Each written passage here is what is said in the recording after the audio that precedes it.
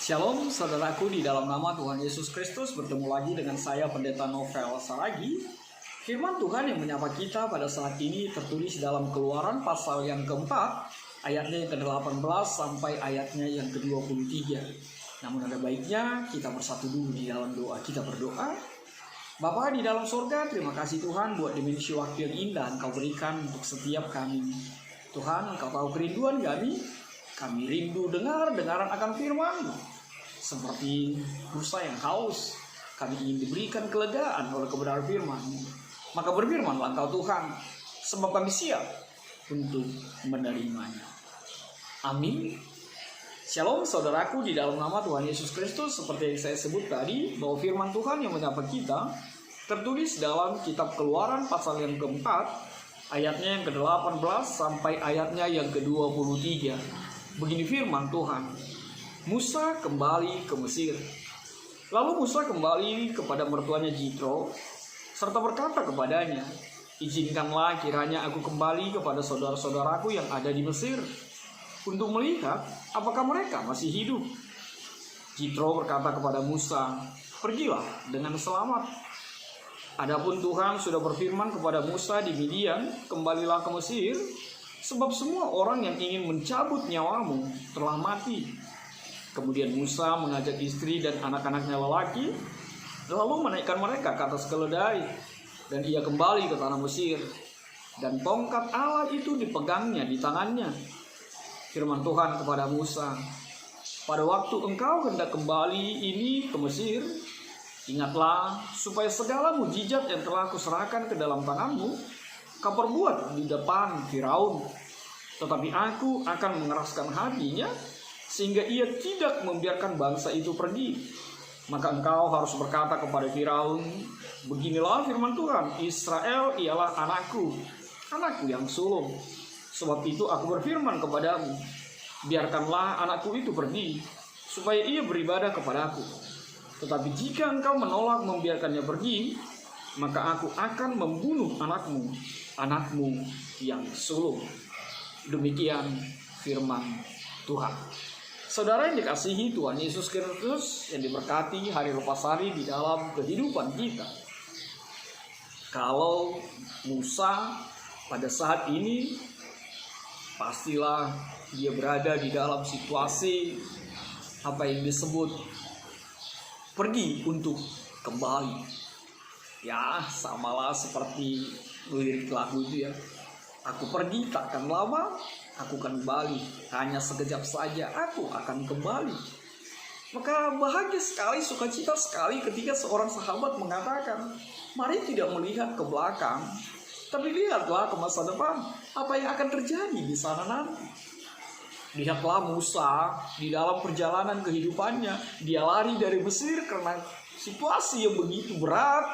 Seperti apa yang diceritakan di Nats sebelumnya, bahwa Musa melakukan apa yang menurutnya baik. Dia membunuh, dia menyalahkan sebuah pertikaian pada saat itu, dan akhirnya dia harus lari. Dan dia bertemu dengan tulangnya Jitro, dan akhirnya menjadi mertuanya Jitro, mertua seorang yang bernama Musa. Lalu teks kita pada saat ini mengantarkan situasi itu, bahwa benarlah Musa itu pergi untuk kembali. Saudaraku, di dalam nama Tuhan Yesus Kristus, di sana ada kekuatan yang luar biasa sekali di dalam kehidupan kita, di dalam penyertaan Tuhan kepada kita. Mungkin kita bisa berada di dalam situasi itu, bahwa kita harus pergi, lalu lihatlah, perjalanan hidup itu belum selesai. Mungkin pada situasi pekerjaanmu atau di dalam dunia yang engkau hadapi, engkau mungkin dibiarkan meninggalkan situasi itu, keluar dari situasi itu. Tapi ingatlah, itu belum berakhir. Itu bukan berhenti. Secara logika, mungkin kita tidak bisa memahami karya Tuhan itu dalam kehidupan kita. Lihatlah Musa yang sudah meninggalkan Mesir, tapi dia kembali dipilih Tuhan untuk kembali ke Mesir, menyampaikan kebenaran firman Tuhan. Begitulah ternyata pemeliharaan Tuhan. Begitulah ternyata rangkaian kehidupan orang yang dipilih Tuhan, orang yang dipercaya Tuhan di dalam kehidupan kita. Lihatlah bagaimana Musa diselamatkan.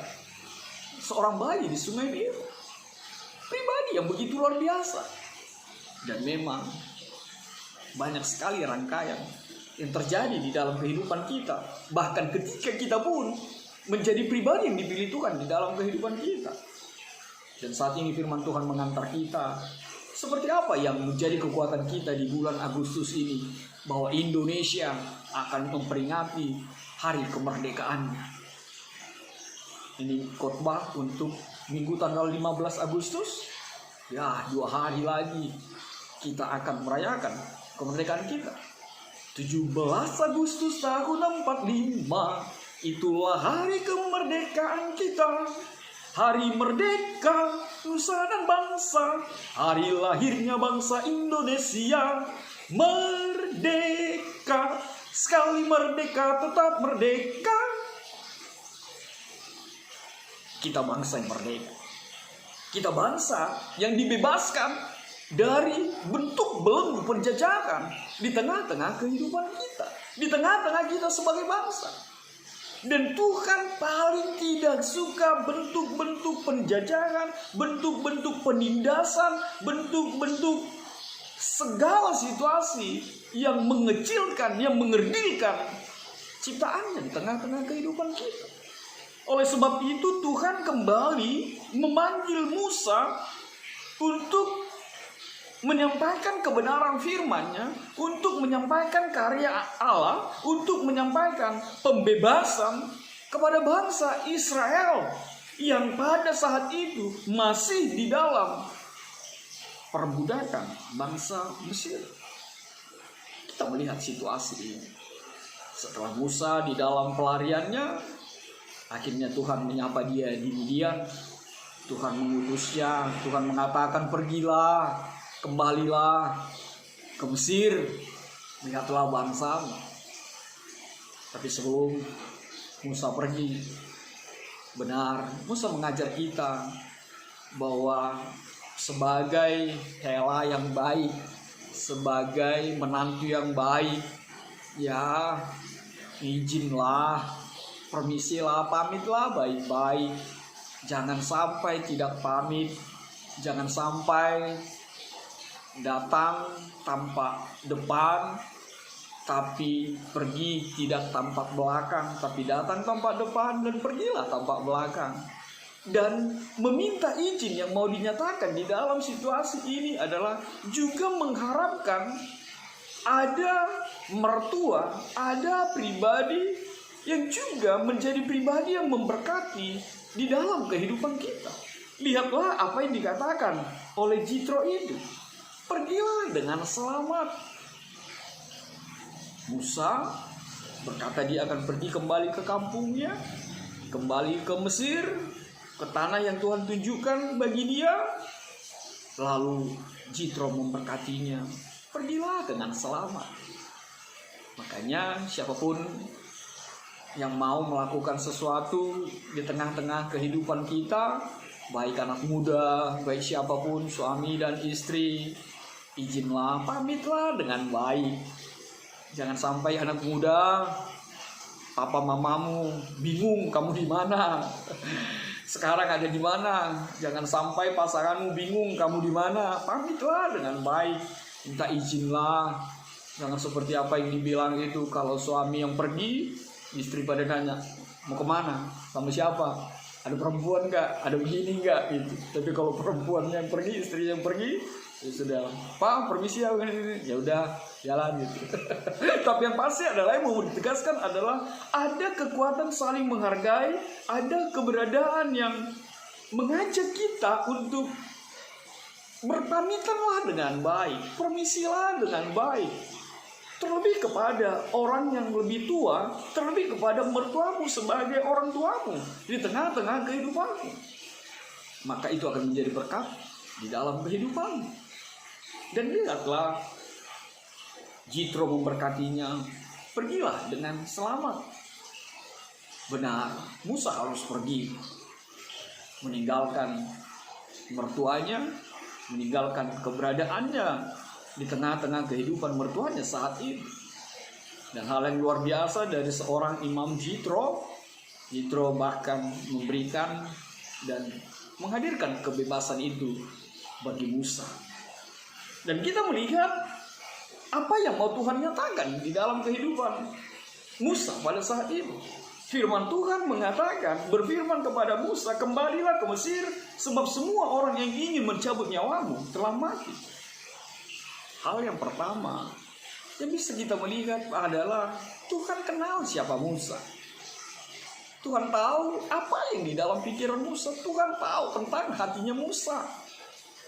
Penting sekali Tuhan mengatakan bahwa orang yang ingin mencabut nyawamu telah mati. Ya betul lah. Pastilah secara manusiawi Musa itu takut. Sebab dia punya kasus di Mesir. Sebab dia punya masalah di Mesir.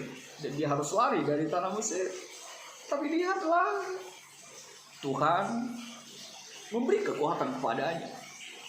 Orang yang ingin mencabut nyawamu telah mati. Luar biasa sekali. Tuhan tahu apa dalam pikiranmu. Tuhan tahu isi hatimu. Bahkan Tuhan mengatakan segala sesuatu sudah tertata dengan baik. Segala sesuatu Tuhan sudah hadirkan di dalam kehidupanmu, di dalam perjalananmu. Bahkan Tuhan juga menghalau semua bentuk-bentuk ketakutan di dalam kehidupan kita. Ketika kita mau dipakai Tuhan di dalam kehidupan ini, menyatakan kebenarannya, menyampaikan kebenaran firman Tuhan di dalam kehidupan kita. Bapak, Ibu, saudara yang diberkati Tuhan Yesus Kristus. Lalu Musa pun pergi. Dia berangkat. Dan kita melihat dia tidak pergi sendiri, tapi dia mengajak istri dan anak-anaknya lelaki dan menaikkan mereka ke atas keledai, dan ia kembali ke tanah Mesir, dan tongkat Allah itu dipegangnya di tangannya. Itulah hal yang kedua tadi. Hal yang kedua yang mau dinyatakan adalah Tuhan memperlengkapi Musa dengan tongkatnya. Apa yang bisa kita petik dari situasi itu? Bahwa ternyata tongkat pun, kalau diberkati Tuhan, tongkat pun bisa menjadi alat Tuhan. Musa kesehariannya memegang tongkat itu. Musa dalam kesehariannya selalu ditemani oleh tongkat itu. Artinya apa? Saudaraku, di dalam nama Tuhan Yesus Kristus, Tuhan memakaimu dengan apa yang ada padamu. Sekali lagi, dengan apa yang ada padamu.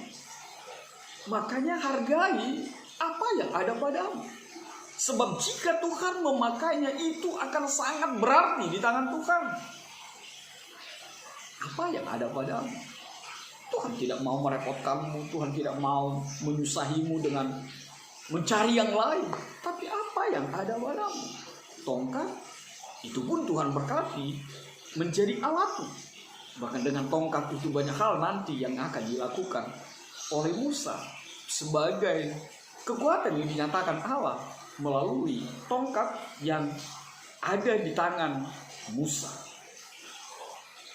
Bapak, Ina, kita semua, pesan Tuhan itu berlanjut dengan mengatakan bahwa pergilah dan katakanlah apa yang ingin kuperbuat kepada bangsa itu. Tuhan mau katakan kepada Musa, sampaikanlah apa yang kupesankan. Tuhan mau katakan kepada kita, sampaikanlah apa yang Tuhan mau. Beritakanlah apa yang Tuhan mau. Hai Musa, jangan sampaikan apa isi hatimu. Jangan sampaikan apa isi pikiranmu. Kita mengingat seorang Yunus. Dia selalu mengandalkan pikirannya. Dia mau pikirannya yang terjadi. Padahal Tuhan tidak mau itu terjadi. Tuhan mau kita menyampaikan. Tuhan mau sebagai pribadi yang dipakai oleh Tuhan, kita menyampaikan apa yang Tuhan katakan, apa yang ingin Tuhan sampaikan melalui keberadaan kita. Makanya Tuhan mengatakan, sampaikanlah apa yang akan kukatakan kepadamu. Firman Tuhan kepada Musa, ingatlah supaya segala mujizat yang telah kuserahkan ke dalam tanganmu kau perbuat di depan Firaun. Tetapi aku akan mengeraskan hatinya sehingga ia tidak membiarkan bangsa itu pergi. Maka beginilah firman Tuhan, Israel ialah anak-anakku yang sulung. Sebab itu aku berfirman kepadamu, biarkanlah anakku itu pergi supaya ia beribadah kepadaku. Tetapi jika engkau menolak membiarkannya pergi, maka aku akan membunuh anakmu yang sulung. Apa yang mau dinyatakan oleh kebenaran firman Tuhan di dalam situasi itu? Tidak lain adalah, sekali lagi, sampaikanlah apa yang mau Tuhan katakan. Yang mau Tuhan hadirkan adalah Firaun memberikan kebebasan, Firaun membebaskan bangsa Israel yang menjadi tawanan mereka. Dan memang lagi-lagi kita dihantar kepada situasi prerogatifnya Tuhan dalam kehidupan kita. Apa itu? Firman Tuhan mengatakan, aku akan mengeraskan hatinya sehingga ia tidak membiarkan bangsa itu pergi. Kenapa Tuhan mengeraskan hati Firaun? Tidak lain adalah Tuhan mau katakan bahwa agar mereka tahu Tuhan yang berkarya atas kehidupan mereka. Agar bangsa Mesir itu memahami bahwa ada Allah yang melebihi kekuatan setiap mereka. Bahwa akan mereka lihat bagaimana mujizat Tuhan terjadi melampaui akal pikiran mereka. Bahwa Tuhan mau melalui kalimat mengeraskan hatinya, bahwa perjalanan kehidupan bangsa Israel itu selalu berada di dalam rangkaian indah, berada di dalam skenario Tuhan saja. Sehingga itu yang menjadi kekuatan di dalam kehidupan seorang Musa. Benar, Tuhan mengeraskan hati mereka, tapi di sanalah justru kemuliaan Tuhan, kemahakuasaan Tuhan akan dipertontonkan. Dan benar itu akan terjadi. Di nats selanjutnya kalau kita membacanya, itu terjadi mujizat itu. Di hadapan Firaun, di hadapan orang-orang pada saat itu, bahkan di hadapan bangsa itu. Tapi sekali lagi, agar mereka tahu siapakah Allah itu. Agar mereka mengenal lebih lagi siapakah Allah yang berkuasa di dalam kehidupan mereka. Dan kalau mereka tidak mau, dikatakan oleh ayat yang ke-23, jika engkau menolak, maka aku akan membunuh anakmu yang sulung. Begitulah Tuhan di dalam kisah perjanjian lama. Amarahnya, emosi yang begitu luar biasa. Jangan sampai kita menghalangi karya Tuhan terjadi di tengah-tengah kehidupan kita. Jangan sampai kita menghalangi rencana-rencana Tuhan. Walaupun mungkin tidak ada bisa menghalangi rencana Tuhan, tapi jangan biarkan dirimu menjadi pribadi yang menunda, yang menghalangi bagaimana Tuhan ingin berkarya di dalam kehidupan kita. Amarah Tuhan dan hukuman akan terjadi bagi setiap pribadi yang mengelak, yang menunda, yang mengeraskan hatinya untuk kebenaran firman Tuhan dalam kehidupan kita. Maka jangan keraskan hati. Terkhusus di bulan Agustus ini, jadilah pribadi yang membebaskan, jadilah pribadi yang memerdekakan di tengah-tengah kehidupan kita. Sebab itulah, seperti yang saya katakan di awal, bahwa hadirmu adalah untuk memerdekakan. Maka apa yang bisa kita ambil, kita petik dari kebenaran firman Tuhan ini? Yang pertama sekali, benar, perintah Tuhan itu berat untuk dilakukan. Ada kenyataan bahwa kita mungkin akan meninggalkan orang yang kita kasih, orang yang memberikan kekuatan bertonton dalam kehidupan kita. Namun percayalah, jangan bicara tentang masa lalu, tapi bicaralah masa depan. Dan percayakanlah hidupmu akan penyertaan Tuhan yang akan menguatkan dan memampukan saudaraku di dalam nama Tuhan Yesus Kristus. Lalu apa yang kedua? Katakan dan lakukanlah apa yang Tuhan mau terjadi, bukan apa maumu. Sebagai hamba Tuhan, sebagai pribadi utusan Tuhan, sampaikanlah apa yang Tuhan mau. Yang ketiga, seperti yang saya sebut di awal tadi, jadilah pribadi yang memerdekakan. Jadilah pribadi yang membebaskan. Bebas, lepas. Jadilah pribadi yang membebaskan, jadilah pribadi yang memerdekakan, bukan pribadi yang membelenggu, bukan menjadi pribadi yang menjerat, bukan menjadi pribadi yang menindas. Sama seperti Musa dipakai Tuhan untuk memerdekakan. Dan yang terakhir, Yesusmu sudah membebaskanmu, sudah memerdekakanmu, sudah melepaskanmu dari jeratan si iblis, bahkan memberikan nyawanya untuk keselamatanmu. Mari hargai itu. Maka kuasailah kebenaran firman Tuhan itu berkarya dalam hidupmu. Jadilah pribadi yang memerdekakan. Merdeka, merdeka, merdeka. Tuhan memberkati. Kita bersatu dalam doa. Terima kasih Tuhan buat kebenaran firman-Mu. Firman-Mu menjadi kuat kami. Bahwa setiap kami Tuhan pakai untuk memerdekakan, untuk membebaskan. Bukan membelenggu, bukan menindas. Tapi ada sebuah pembebasan yang Engkau embankan Tuhan di dalam setiap kami. Dan kami sudah menerima itu pertama, bahkan jauh sebelum kami ada. Bahwa Tuhan sudah menghadirkan keselamatan itu, membebaskan kami dari kuasa-kuasa kegelapan di tengah-tengah kehidupan kami, dari setiap belenggu-belenggu yang mungkin menjerat di dalam hidup kami. Kuasa Tuhan, karya-Mu telah membebaskan setiap kami. Terima kasih Tuhan Yesus, terpujilah Engkau. Menyahkan Tuhan virus corona ini. Amin.